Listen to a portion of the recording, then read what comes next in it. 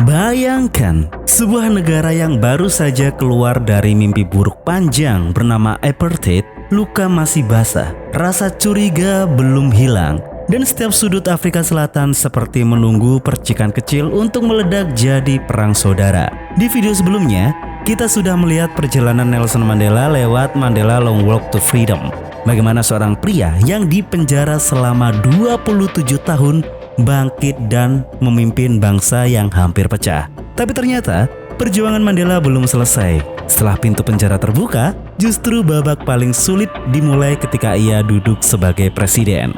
Dan disinilah kisah ini mengambil alih panggung. Kisah ini memperlihatkan sisi Mandela yang jarang dibahas. Strategi gilanya menyatukan negara lewat sebuah olahraga. Iya, itu adalah rugby. Cabang olahraga yang waktu itu bahkan dibenci oleh mayoritas kulit hitam karena dianggap sebagai simbol kekuasaan orang kulit putih. Namun, Mandela melihat apa yang orang lain tidak lihat. Di tengah negeri yang rapuh, kadang bola yang ditendang bisa bekerja lebih keras daripada sebuah pidato tekstual. Dan keputusan ini bukan hanya modal nekat, itu adalah taruhan politik yang bisa membuatnya dicap pengkhianat oleh kaumnya sendiri. Kisah ini bukan sekedar cerita olahraga. Ini adalah kelanjutan dari perjalanan Mandela di film sebelumnya. Dari perjuangan personal menuju ke perjuangan nasional. Dari melawan rezim menjadi melawan trauma kolektif bangsanya sendiri. Dan hari ini mari kita kupas bagaimana satu turnamen rugby bisa mengubah arah sebuah negara.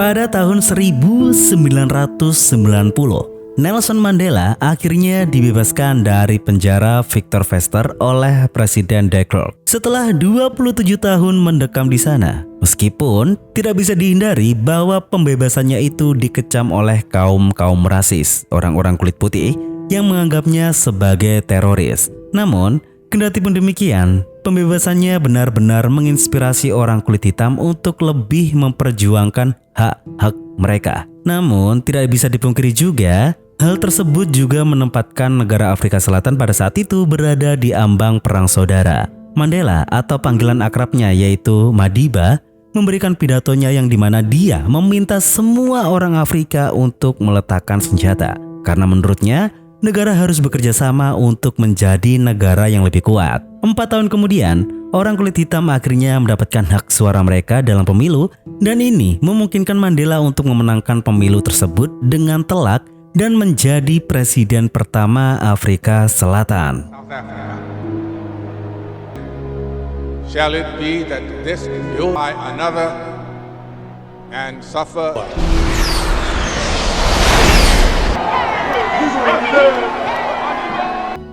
Mandela, meskipun dia merupakan tokoh penting, dia tidak menghilangkan kebiasaan kecilnya yaitu merapikan tempat tidurnya sendiri. Dia juga memiliki kebiasaan dari dulu yaitu berjalan kaki di setiap hari. Yang menjadi pembeda adalah kini dia memiliki pengawal, yang dimana 2 pengawal yang bertugas di hari pertama Presiden Mandela itu adalah si kepala penjaga yaitu Jason Shabalala dan juga pengawal senior yaitu Linga Mosami. Dan karena hari itu adalah hari pertama Mandela menjabat menjadi presiden, cukup wajar kedua pengawalnya itu super protektif dengan semua keadaan yang ada.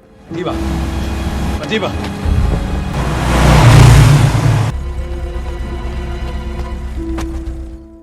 Tidak bisa dipungkiri, orang kulit putih memang masih banyak yang tidak senang dengan hasil kenyataan ini, di mana banyak headline berita koran yang menuliskan apakah Mandela mampu untuk memimpin sebuah negara besar, yang diantaranya adalah orang-orang yang menentang Mandela. Jika Mandela bisa menang dalam pemilu, apakah dia juga bisa untuk menjalankan pemerintahan? It's a legitimate question. Matahari telah menyingsing keluar. Hari di mana tanda dimulainya era baru di Afrika Selatan. Saat Presiden Mandela berkantor di Pretoria, dia langsung dihadapkan sebuah masalah yang beragam, dari stagnasi ekonomi dan pengangguran di saat maraknya kejahatan, di saat bersamaan untuk menyeimbangkan aspirasi kulit hitam dan ketakutan dari pihak kulit putih. Narasi berita pagi itu bukanlah hal yang dibuat-buat, karena bisa kita lihat di sebuah rumah orang kulit putih, Francois Pienaar, seorang atlet muda yang juga menjabat sebagai kapten Springboks, yaitu nama dari tim rugby nasional Afrika pada saat itu, harus menghadapi omelan dari ayahnya tentang kemungkinan hilangnya kesempatan untuk memiliki masa depan yang cerah di timnas karena orang kulit hitam sudah berkuasa. Kembali ke Nelson Mandela, pada pagi pertamanya di Istana Presiden, Mandela menyadari banyak meja kosong dan staf-staf dari rezim sebelumnya sedang berkemas. Para orang-orang kulit putih itu sudah sangat yakin dengan pemecatan mereka. Namun tanpa disadari oleh semua orang, Mandela di pagi itu tiba-tiba menyuruh kepala stafnya sekaligus asisten seniornya yaitu Brenda untuk mengumpulkan semua staf yang ada, di mana Mandela ingin mengadakan perkumpulan dadakan di pagi itu. Yang di mana di rapat semi formal itu Mandela memberitahu semua orang bahwa mereka bebas pergi jika itu yang mereka inginkan, karena itu hak mereka. Namun satu hal yang pasti, Mandela mengklaim bahwa dia tidak akan memecat siapapun. Dia juga tidak akan membedakan bahasa atau warna kulit mereka. Siapapun boleh mengabdi kepada negara. Dan Mandela membuka lebar tentang pintu kerjasama itu. Kenetralan itu tidak omong kosong. Rekonsiliasi itu akan dia terapkan di segala lini. Tidak terkecuali hal yang paling dalam sekalipun, yaitu dia mempekerjakan pasukan khusus dari orang kulit putih untuk memenuhi pengajuan dari Jason tentang penambahan kru pengawal presiden. Jelas, Jason terkejut dan ingin menolak gagasan dari sang presiden, serta mengingatkan presiden bahwa orang-orang itu adalah orang-orang yang sama yang belum lama ini mencoba untuk membunuh mereka. Namun bagi presiden, pesan yang ia sampaikan di depan umum tadi bukanlah untuk sebuah simbol kestabilan politik belaka. Jika ia menginginkan negara yang penuh dengan warna, dia harus menjadi contoh langsung tentang rekonsiliasi tersebut. Karena apa? Karena Mandela tetap percaya bahwa pengampunan akan bisa menghilangkan rasa takut. Meskipun ungkapan Mandela ini sangat indah, gagasan itu masih belum diterima dengan baik oleh para garda hitam. Tetapi mereka tidak punya pilihan, sehingga mereka harus tetap melakukan apa yang dikatakan oleh Mandela. Dan mereka akan mengajari garda baru itu cara untuk menjaga presiden dengan baik. Misalnya, Mandela selalu ingin para pengawal harus selalu tersenyum ketika mendampingi presiden di muka publik. Dan misi pertama yang sangat rumit bagi para pengawal baru itu adalah melindungi Mandela yang ingin datang ke dalam pertandingan rugby antara Springboks Afrika melawan Inggris. Springboks adalah tim yang terdiri dari pemain kulit putih kecuali Chester William. Dan sebagian besar supporter mereka adalah para penentang Mandela.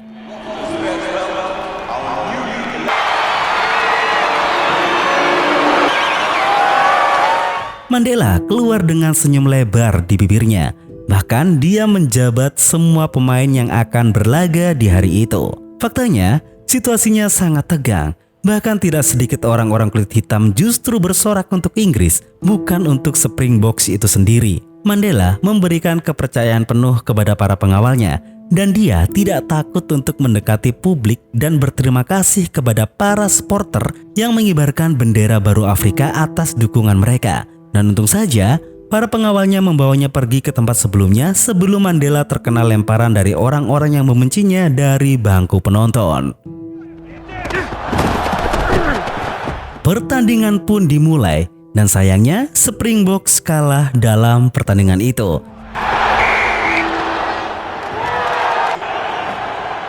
Yang dimana hal itu bisa dikatakan sebuah penyajian masa depan yang suram untuk mereka dikala mereka akan menyambut Piala Dunia Rugby yang akan digelar di tahun depan di Afrika Selatan. Bahkan di sana Mandela mendengar langsung dari stafnya yang justru senang akan kekalahan itu karena banyak dukungan yang mengalir untuk melenyapkan lambang dan warna Springboks. Sehingga dengan mereka bermain buruk, mungkin itu saat yang tepat untuk membuat perubahan. Dari info tersebut, nampak raut wajah Mandela sedang memikirkan sesuatu. Kekalahan memang menyakitkan, tapi yang lebih membuat situasi semakin memanas adalah gorengan dari para media, di mana salah satu TV olahraga tidak segan untuk mengatakan bahwa Springboks telah membawa malu bagi negara mereka, Afrika, dan mereka, para punggawa timnas, tidak pantas untuk mengenakan warna hijau emas sebagai warna kebanggaan Afrika Selatan. Di mata orang Afrika, tim rugby Springboks memang dipandang begitu buruk. Dan tidak heran kalau anak-anak kulit hitam menolak untuk menerima sumbangan jersey Springboks karena dia pasti akan dipukuli jika dia memakai jersey itu di lingkungannya. Keesokan harinya, kita dibawa jauh dari pusat kota. Dewan Olahraga Afrika Selatan yang didominasi oleh orang kulit hitam mengadakan sebuah pertemuan di mana mereka memutuskan bahwa tim Springboks harus segera dilucuti dari warna dan lambang mereka. Of eliminating the Springboks. Raise your hands. Viva! Viva Proteas! Viva!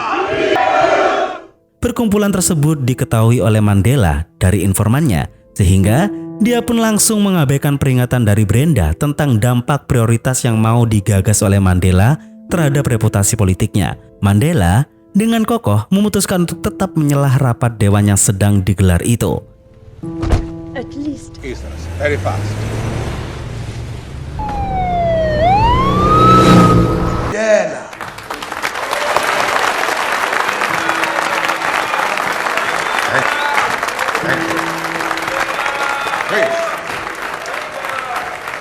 Di sana, dia menyampaikan pidatonya di mana itu membuat semua orang di sana terkejut. Karena apa? Karena Mandela meminta dukungan mereka semua untuk Springboks. Dia di sana tidak sekedar untuk menyuarakan seruan tanpa makna. Mandela menjelaskan, dia mendukung Springboks dengan pengalamannya sendiri ketika ia di penjara. Ia mempelajari orang kulit putih yang memenjarakannya untuk mengetahui cara mengalahkan mereka. Dan pada akhirnya terbukti, dia menang. Dan orang kulit hitam akhirnya memiliki presiden mereka sendiri. Namun sekarang, orang hitam dan putih, mereka bukanlah musuh lagi. Mereka seharusnya menjadi bangsa yang bersatu. Jika orang kulit hitam melucuti tim rugby, itu sama saja membuktikan bahwa orang kulit hitam sama-sama biadabnya seperti orang kulit putih di rezim kemarin. Mungkin itu tamparan yang telak bagi kebanyakan orang Afrika di sana. Sehingga pada akhirnya Mandela membuat voting sederhana dari mereka semua siapa saja yang mendukung seruannya. Dari hasil voting tersebut, seruan Mandela pun menang. Tapi bukan menang telak, hanya selisih 1 suara saja yang ikut dalam seruannya. Tetapi kendatipun Mandela ini sudah mempertaruhkan reputasi politiknya, Springboks masih saja menelan kekalahan dalam pertandingan-pertandingan mereka berikutnya.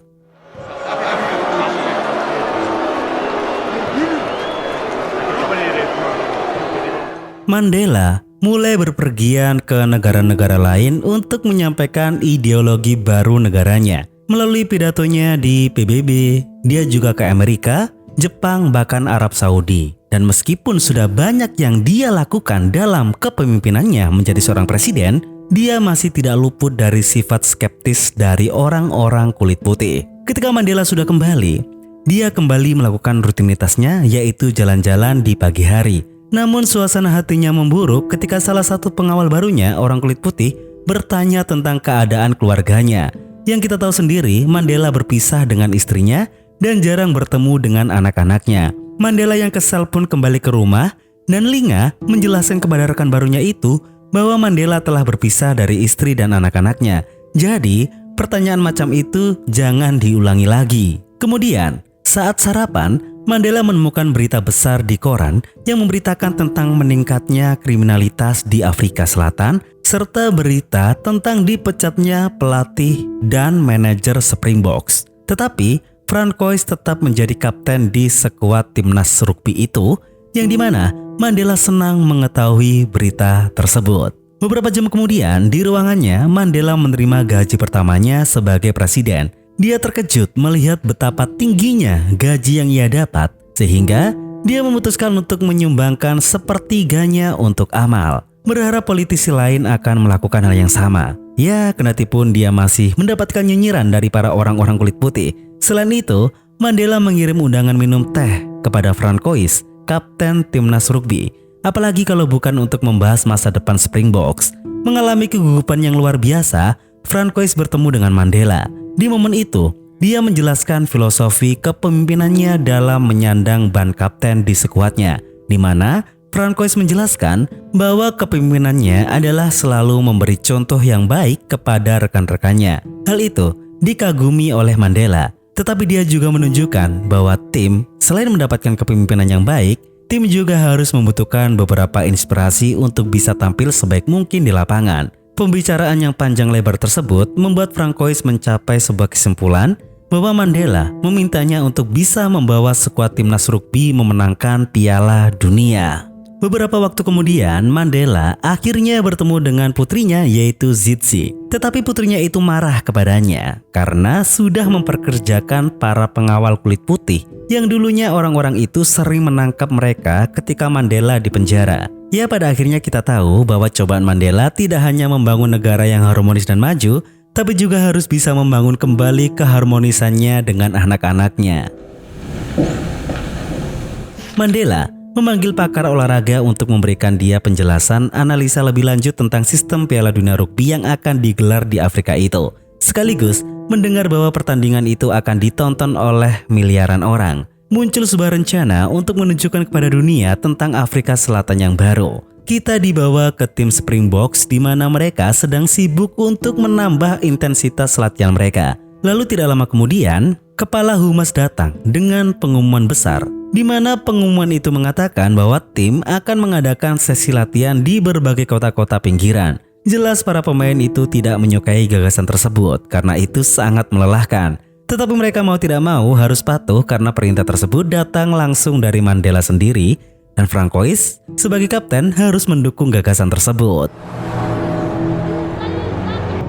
Keesokan harinya, skuad timnas Springboks dibawa ke salah satu kota termiskin di daerah tersebut, di mana mereka harus menerima dosis kenyataan yang mereka butuhkan. Anak-anak di sana hanya mengenali Chester, di mana mereka menyambut Chester bak seorang idola.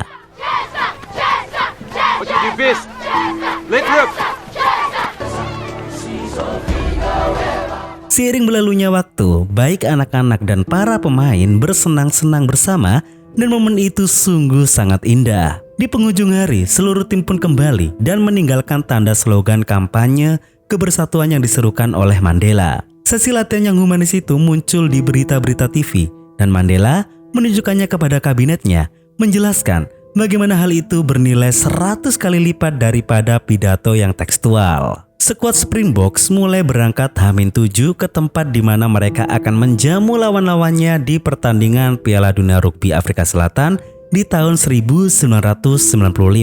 Mereka pun terbang menggunakan pesawat dengan wajah Chester yang juga merupakan bagian dari kampanye Mandela. Sudah ada lebih banyak pendukung kulit hitam yang menunggu mereka di setiap bandara. Hal itu membuat sang reporter olahraga di Afrika menyebut diri mereka sangat-sangat optimis.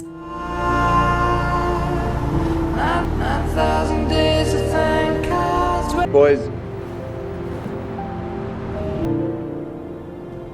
Begitupun juga dengan Mandela, di mana dia ingin menghafal semua nama setiap pemain timnasnya agar dia bisa menyapa mereka dengan benar. Dan Mandela juga menjadi bintang tamu spesial di acara talk show olahraga terbesar di Afrika untuk mendorong dukungan tim nasional. Beralih ke skuad Springboks, mereka melakukan lari pagi di jalanan untuk dilihat oleh semua orang. Setelah sesi jogging, Francois sebagai kapten, dia mencoba untuk meyakinkan timnya untuk menghafalkan lirik dari lagu kebangsaan Afrika Selatan dengan benar. Karena mereka biasanya selama ini mereka hanya bergumam saja. Sayangnya, banyak dari para pemain lain menolak, di mana mereka masih menganggap haram hukumnya mereka menyanyikan lagu nasional Afrika Selatan. It's not just a game you can play, and I give and I've lost, but I'm fine. Drop in the colorblind. Sehari sebelum pertandingan Piala Dunia pertama, Mandela mengunjungi skuad Springboks dan mengucapkan selamat kepada semua orang dengan berjabat tangan dan menyebut nama satu persatu skuad dengan tepat. Seolah Mandela sudah kenal lama dengan mereka semua. Namun, dari semua orang yang dia temui, Mandela tidak melihat Chester. Di sanalah Francois menjelaskan bahwa Chester akan absen karena mengalami cedera punggung. Cukup disayangkan, dan harapan Mandela adalah Chester bisa segera pulih dan segera kembali bergabung ke dalam skuad. Sebelum pergi, Mandela memberi Francois selembar kertas berisi sebuah puisi yang ditulis Mandela sendiri. Mandela berkata bahwa puisi itulah yang membuatnya bertahan dan tidak pernah hilang arah selama dia di penjara. Thank you.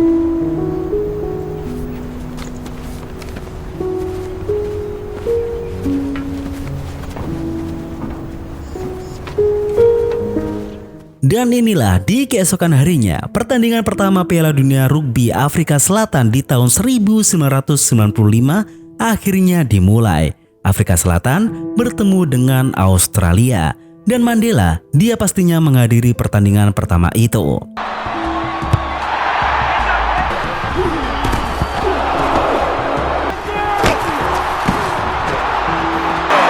What happened? We scored.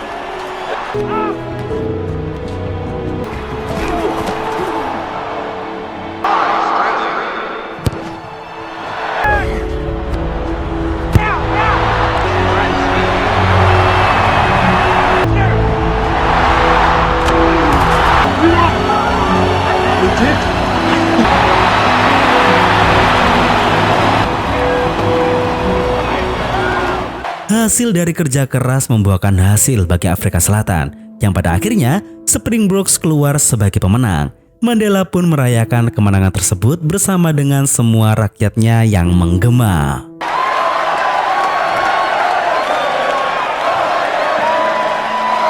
Mandela menghadiri pesta makan malam mewah bersama dengan para pejabat lainnya, sementara tim skuad memilih untuk merayakan kemenangan mereka di sebuah bar. Francois, jiwa kepemimpinannya ini tidak pernah luntur kendati pun di luar lapangan sekalipun, di mana dia mengingatkan semua rekan-rekannya bahwa mereka tetap harus bangun pukul 6 pagi untuk melakukan lari pagi.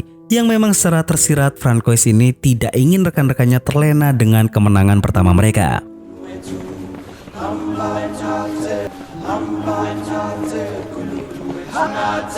Keesokan paginya, Francois memandu rekan-rekannya itu melalui rute baru untuk mencapai sebuah pelabuhan. Setelah itu, sang kapten pun mengajak semua rekan-rekannya menaiki perahu untuk mengunjungi Pulau Robin. Ingat ya, dengan pulau itu, yaitu tempat Mandela menghabiskan 18 tahun pertamanya di penjara. I could hear the wardens coming. Lauren, can you believe this? 46664 means he was... Francois berkesempatan untuk melihat sel kecil Mandela, di mana Mandela dipenjara di sana. Puisi Mandela menggema di kepala Francois dan membayangkan Mandela menulis bait demi bait dalam kondisi yang suram, dan dia benar-benar terkesan bahwa presiden saja bisa menghabiskan bertahun-tahun di tempat seperti ini, namun masih bisa untuk memaafkan mereka, orang-orang kulit putih yang mengurungnya. And shall find. It matters not how straight the gate. I am the master of my fate.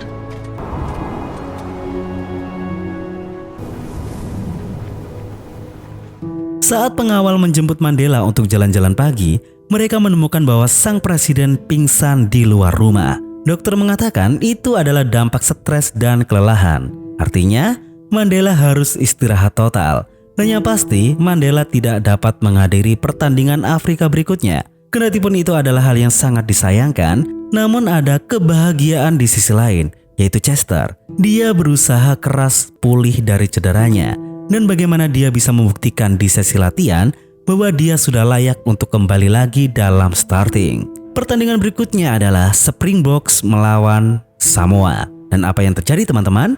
Chester bermain dengan sangat-sangat bagus dan mengantarkan timnas untuk menuju kemenangan di pertandingan di hari itu.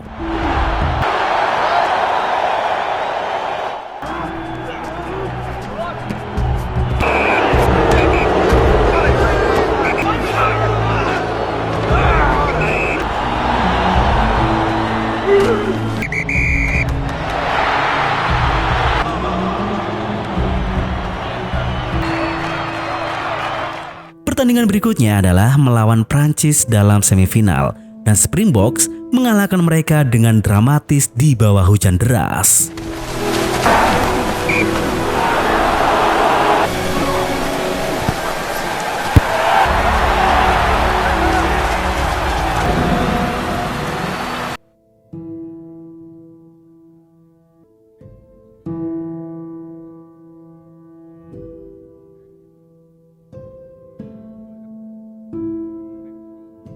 Mandela, di sesi pemulihan drop dalam tubuhnya, dia beraktivitas ringan seperti melakukan pertemuan dengan pihak asing dan melakukan berbagai negosiasi perdagangan di luar negeri. Semuanya berjalan lancar, selaras dengan timnas yang telah mencapai final. Dan momen itu, Mandela benar-benar ingin memastikan bahwa jadwalnya harus kosong agar ia tidak melewatkan pertandingan timnas mereka. Inggris kalah di semifinal dengan Selandia Baru atau All Blacks, sehingga lawan Springboks adalah mereka, negara dengan timnas rugby yang sangat mengerikan. Langkah timnas Springboks hingga mencapai semifinal benar-benar memberikan efek yang diinginkan oleh Mandela dan seluruh bangsa. Kini, mereka semua bersorak untuk Springboks. Efeknya juga dapat dilihat dari hal-hal kecil, seperti para pengawal Garuda Hitam yang mulai teracuni oleh olahraga rugby, di mana mereka bercanda dengan pengawal Garuda Putih. Dan nampak jelas pembatas rasial di antara mereka yang maunya masih melekat sudah benar-benar hilang.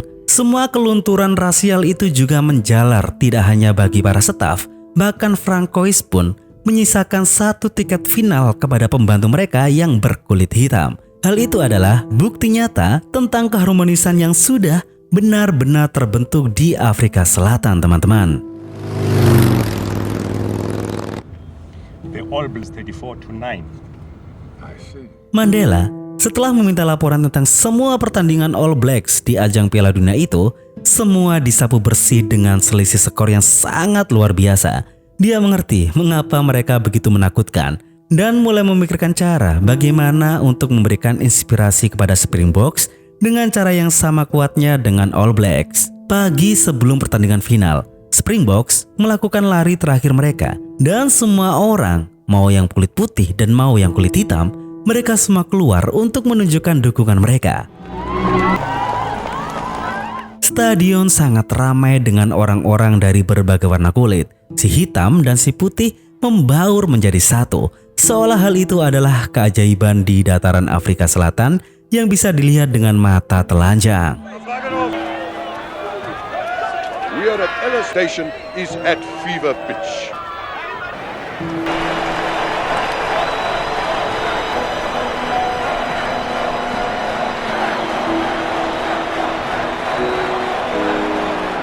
Sekarang, para pengawal ekstra hati-hati dengan operasi mereka karena kerumunan yang jumlahnya lebih besar dari biasanya. Tetapi, entah apa alasannya, tiba-tiba sebuah pesawat terbang rendah tepat di atas stadion.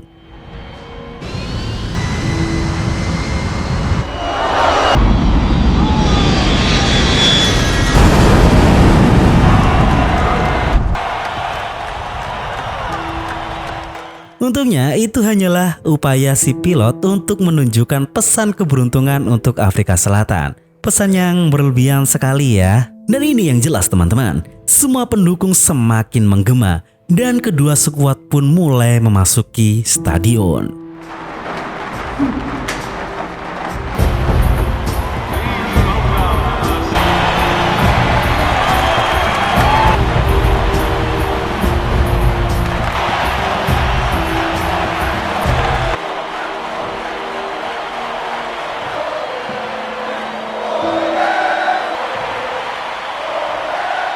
Bersiap untuk menerima kotak pegas dengan tepuk tangan meriah, sekali lagi Mandela memasuki lapangan untuk berjabat tangan dengan kedua tim. Dan kali ini dia telah meninggalkan netralitas. Dia mengenakan jersey hijau timnas Springboks. Setelah itu, dia dengan hikmat dan sangat harmoni, timnas dan seluruh manusia yang memenuhi stadion itu menyanyikan lagu kebangsaan Afrika Selatan dengan lantang yang menunjukkan bahwa sudah tidak ada perbedaan di antara putih dan hitam. Mereka menjadi satu, menjadi bangsa besar yang saling bergandeng tangan.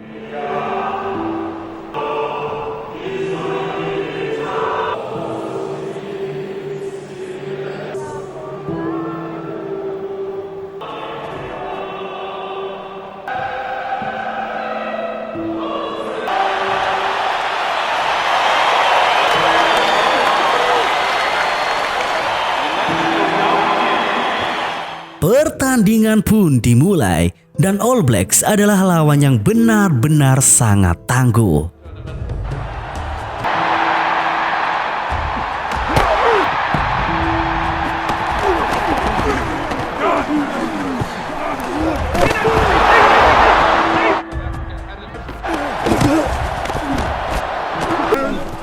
All Blacks mudah mendapatkan keuntungan dalam poin, tapi Francois segera menyesuaikan strategi tim.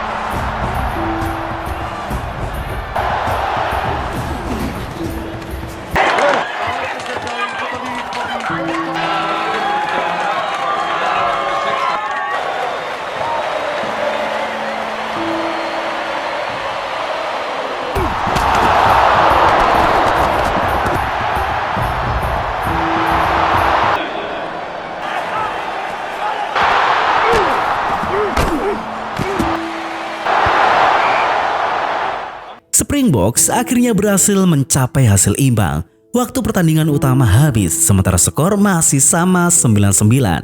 Jadi, 20 menit akan menjadi waktu tambahan. Semua pemain telah lelah, tetapi kedua skuad masih mencoba yang terbaik.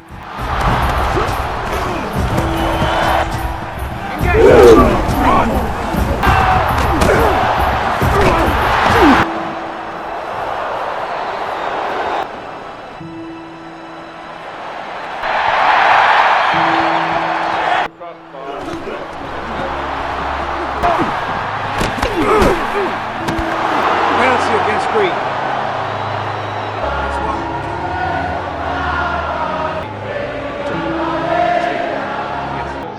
Heads up!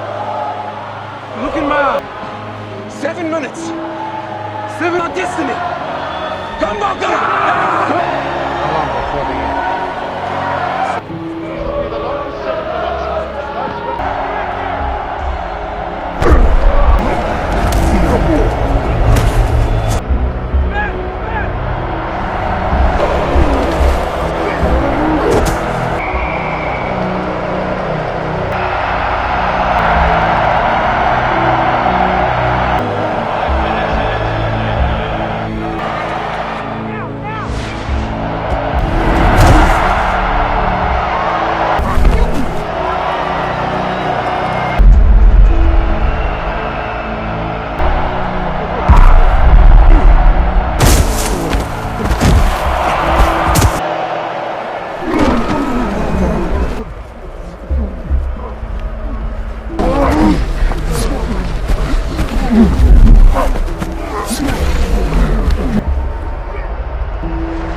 Dan 5 menit sebelum pertandingan berakhir, Springboks akhirnya berhasil mengembalikan skor dan mengungguli All Blacks.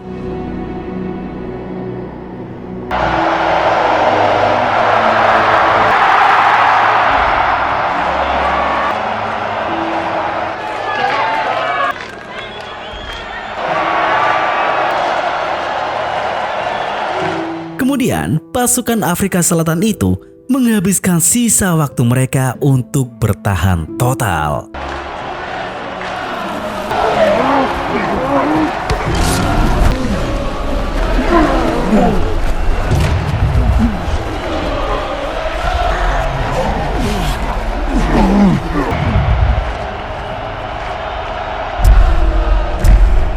Dan pada akhirnya, ya, wasit mengakhiri pertandingan dan menyatakan Springboks sebagai juara dunia baru.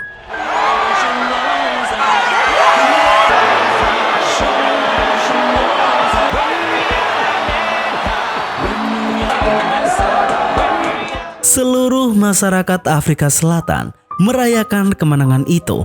Banyak orang-orang memeluk siapapun yang berdiri di samping mereka.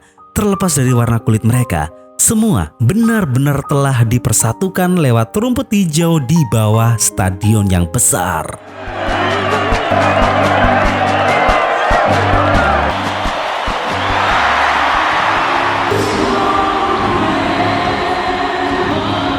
Mandela memberikan trofi besar kepada sang kapten, dan mereka berterima kasih satu sama lain atas apa yang telah mereka lakukan untuk negara mereka.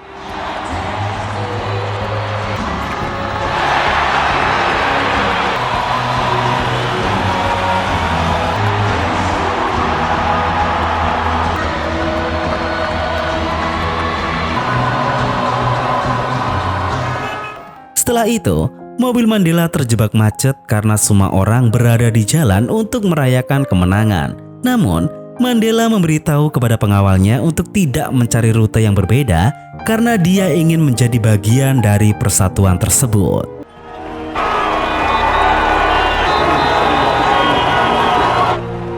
So, I am the master. Pada akhirnya, kemenangan Afrika Selatan di Piala Dunia Rugby di tahun 1995 bukan sekedar soal olahraga. Ini adalah kemenangan psikologis, kemenangan simbolik, kemenangan yang menunjukkan bahwa bangsa yang pernah terbelah bisa duduk di tribun yang sama, bersorak untuk warna jersey yang sama. Mandela tahu, luka apartheid tidak bisa sembuh hanya dengan hukum atau pidato, tapi lewat satu momen yang memaksa bangsa ini untuk melihat dirinya sendiri. Mandela tetap membuka pintu rekonsiliasi, bahkan jika itu berarti dia harus mendekati musuh lamanya dan memakai jersey Springboks yang dulunya menjadi simbol penindasan rakyatnya, yaitu orang-orang kulit hitam. Di video sebelumnya, kita melihat bagaimana sebuah kisah memotret penderitaan Mandela sebagai seorang individu, ayah, suami, dan tahanan politik. Sementara di kisah ini memperlihatkan kita sebuah sisi lainnya, Mandela sebagai arsitek persatuan. Seorang presiden yang berani mengambil resiko demi masa depan yang tidak akan ia lihat sekalipun.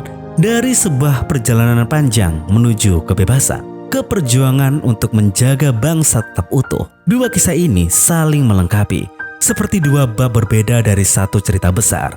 Kisah seorang manusia yang keras kepala, percaya bahwa harapan selalu lebih kuat dari kebencian. Dan mungkin dari hal inilah Nelson Mandela, dia adalah seorang manusia yang layak untuk disebut sebagai legenda. Terima kasih untuk kalian yang sudah menyimak hingga habis. Saya Genu, mewakili Jam Film pamit undur diri dan sampai jumpa di video selanjutnya.